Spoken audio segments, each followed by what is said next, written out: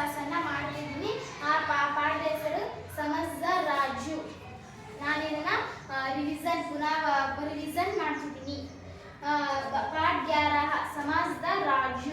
इस पाठ से बच्चे जानकारी प्रत्यक्ष कर सकते हैं कि मुसीबत के समय घबराना नहीं चाहिए और हिम्मत से काम लेना चाहिए। ಅಂದ್ರೆ ಇಲ್ಲಿ ಸಮಜ್ದಾರ್ ರಾಜು ಅಂದ್ರ ತಿಳುವಳಿಕೆ ಇಳುವಂತಹ ಹುಡುಗ. ಅವನ ಹೆಸರೇನಪ್ಪ ಅಂದ್ರ ರಾಜು. इस पाठ से ಅಂದ್ರೆ ಈ ಪಾಠದಿಂದ ಮಕ್ಕಳು ತಿಳಿಯೋದೇನೆಂದರೆ ಜಾಣಕಾರಿ ಅಂದ್ರ ತಿಳಿಯುವುದು. इस पाठ से बच्चे जानकारी अंद्र ಈ ಪಾಠದಿಂದ ಮಕ್ಕಳು ತಿಳಿಯೋದೇನೆಂದರೆ मुसीबत के समय घबराना नहीं चाहिए और हिम्मत से काम लेना। ಪಾಠದಿಂದ ಮಕ್ಕಳು ತಿಳಿಯೋದೇನೆಂದರೆ ಕಷ್ಟದ ಸಮಯದಲ್ಲಿ ಹೆಂಗೆ ನಾವು ಇದು ಸಮಸ್ಯೆಯನ್ನ ಎದುರಿಸಬೇಕು ಅಂತ ಈ ಪಾಠದಲ್ಲಿ ಹೇಳ್ಕೊಡ್ತಾರೆ. ರಾಜು ಕಕ್ಷ 4ನೇ ಪಡ್ತದ. ಪಾಠಕ್ಕೆ ಹೋಗೋಣ. ಎಲ್ಲರೂ ಪಾಠವನ್ನ ಗಮನ ಇಟ್ಟು ನೋಡ್ರಿ. ರಾಜು ಕಕ್ಷ 4ನೇ ಪಡ್ತಾತ. ಇಲ್ಲಿ ಅವನ ಹೆಸರು ಏನಪ್ಪಾ ಅಂದ್ರೆ ಸಮಜ್ದಾರ್ ರಾಜು. ಹೆಸರು ರಾಜು. ರಾಜು ಏನಪ್ಪಾ ಅಂದ್ರ ಕಕ್ಷ 4ನೇ ಪಡ್ತಾತ. ಕಕ್ಷ ಅಂದ್ರೆ ತರಗತಿ.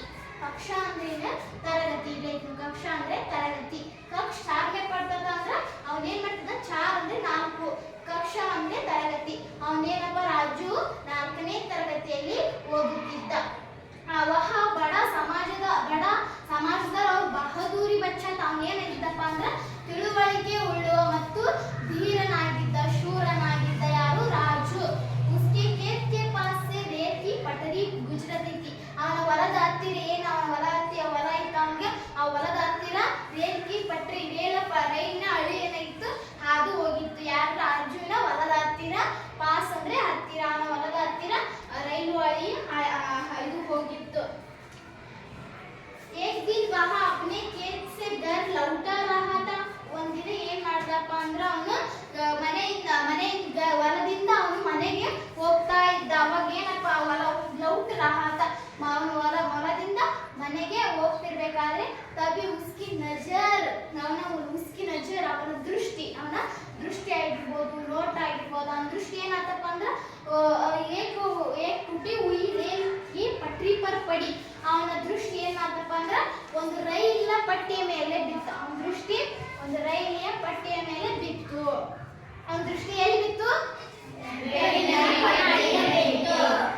तभी उसकी नजर एक टूटी राजू घबरा गया ಅಂದ್ರೆ ಅವನ್ನ ನೋಡಿದ ತಕ್ಷಣ ರಾಜು ಏನ್ ಮಾಡ್ಬಿಟ್ರ? ಹೆದರಿ ಬಿಟ್ಟ. ಗಬರ ಅಂದ್ರ ಹೆದರಿ ಬಿಟ್ಟ. ಅದು ಏನಾಗೈತಿ? ಅರ್ಧ ತುಂಡಾಗಿರ್ತದ. ನೋಡಿ ರಾಜು ಏನ್ ಮಾಡ್ಬಿಟ್ಟ ಅಂದ್ರ ಹೆದರಿ ಬಿಟ್ಟ. ರಾಜು ಅದನ್ನ ನೋಡಿದ ತಕ್ಷಣ ಎದುರಿ ಗಯ ಅವ್ರು ಇದರ್ ತೆಗೆದ. ಅವ್ನಿಗೆ ಏನಾಯ್ತು? ಎದುರಿಗೆ ಬಂದು ಏನ್ ಮಾಡಕಂತ ಅವನು ಅತ್ತ ಇತ್ತ ಉದರ್ ಅಂದ್ರೆ ಅತ್ತ ಇತ್ತ. ಅವ್ನ ಏನ್ ಮಾಡ್ದ? ಅತ್ತ ಇತ್ತ. ಅವನ ಎದುರಿ ಅವನು ಅತ್ತ ಇತ್ತ ನೋಡಕ್ಕೆ ಪ್ರಾರಂಭ ಮಾಡ್ದ. इधर उधर देखने लगा ताकि वह किसी को इसके विषय में बता सके. ಅವ್ನು ಏನ್ ಮಾಡ್ದಪ್ಪ ಅಂದ್ರ ಈ ವಿಷಯವನ್ನ ಯಾರಿಗಾದ್ರೂ ಹೇಳ್ಬೇಕು. ಎದುರಿಬಿಟ್ಟಲ್ಲ. ಎದುರಿದ ತಕ್ಷಣ ಹುಂಡಾದ ರೈಲಿನ ಪಟ್ಟಿಯನ್ನ ನೋಡಿ ಅವನು ಎದುರಿದ. ಅವಾಗ ಅಕ್ಕಪಕ್ಕದವ್ರಿಗೆ ಹೇಳ್ಬೇಕಂದ್ರೆ ಅವ್ನು ಯಾರ ಆಸ್ಪಾಸ್ ಅಂದ್ರೆ ಅಕ್ಕಪಕ್ಕದವ್ರಿಗೆ ಹೇಳ್ಬೇಕಂದ್ರ ಈ ವಿಷಯವನ್ನ ಹೇಳ್ಬೇಕಂದ್ರ ಅಲ್ಲಿ ಮಕ್ಕಳಿಂದ ಯಾರು ಅವನ ಅಕ್ಕಪಕ್ಕ ಇದ್ದಿದ್ದಿಲ್ಲ. लेकिन उसे आसपास कोई व्यक्ति नहीं दिखाई दी. ಅವನ ಅಕ್ಕಪಕ್ಕ ಯಾವ ವ್ಯಕ್ತಿಯೂ ಸಹ ಇದ್ದಿದ್ದಿಲ್ಲ. ಆಸ್ಪಾಸ್ ಅಂದ್ರೆ ಅವನ ಅಕ್ಕಪಕ್ಕ, ಹೊಲದ ಹತ್ತಿರವಾಗಿರ್ಬೋದು, ಅವನ ಆ ಕಡೆ ಈ ಕಡೆ ಹತ್ತಿರದವರಾಗಿರ್ಬೋದು, ಯಾರು ಇದ್ದಿದ್ದಿಲ್ಲ. तभी उसे दूर से आती रेलगाड़ी दिखाई दी. ಅಂದ್ರೆ तभी उसी ಒಂದು ಸ್ವಲ್ಪ ದೂರದಿಂದ ಏನ್ ಮಾಡ್ತಪ್ಪ ಅಂದ್ರೆ ರೈಲು ಬರಲು ಪ್ರಾರಂಭವಾಯಿತು. ವಹ ಚಿಂತೆ में पड़ गया. ಅವನೇನ್ ಮಾಡ್ದ? ಚಿಂತೆಗೆ ಮುಳುಗಿದ. ಅವನೇನ್ ಮಾಡ್ದ? ಅವನಿಗೆ ಚಿಂತೆ ಆಯ್ತು. ಆ ರೈಲು ಬರಕತ್ತತಿ. ಅಲ್ಲಿ ರೈಲು ಕಂಬಿ ಏನಾಗಿತ್ತಪ್ಪ? ತುಂಡಾಗೈತಿ ಅಂತ ಏನಾಯ್ತು? ಅವನಿಗೆ ಚಿಂತೆಯಲ್ಲಿ ಮುಳುಗಿದ. ನೆಕ್ಸ್ಟ್ ಪೇಜ್ ನೋಡಿ. ಅಗರ್ ವಹ ಗಾಡಿ ರೋಕಿ. ಈಗ ಕ್ವಶನ್ ಕೇಳ್ತೀನಿ. ಇದರಲ್ಲೇ ಕ್ವಶನ್ ಕೇಳ್ತೀನಿ, ಶಬ್ದಾರ್ಥಗಳನ್ನ ಕೇಳ್ತೀನಿ. समाजदार ಈ ಪದದ ಅರ್ಥ क्या है ಅಂತ ತಿಳುವಳಿಕೆ ಉಳ್ಳವ. राजू कौन सी कक्ष में पढ़ता था? राजू कक्ष 4 में पढ़ता था. इधर उधर शब्दार्थ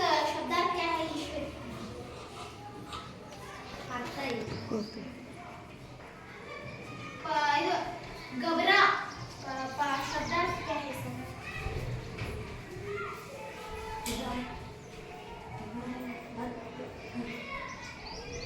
ಎದರುವುದು ಗಬರ ಪದದ ಅರ್ಥ ಏನಪ್ಪಾ ಅಂದ್ರೆ ಎದರುವುದು.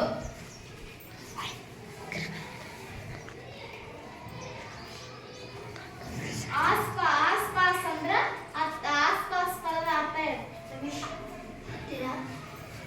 ಆಸ್ಪಾಸ್ ಅಕ್ಕಪಕ್ಕ.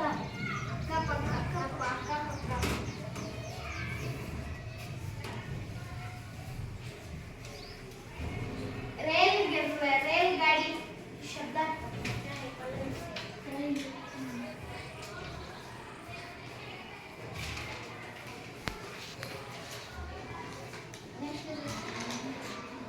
अगर वह गाड़ी रोकी नहीं गई तो अनेक लोगों की जानें चली जाएंगे.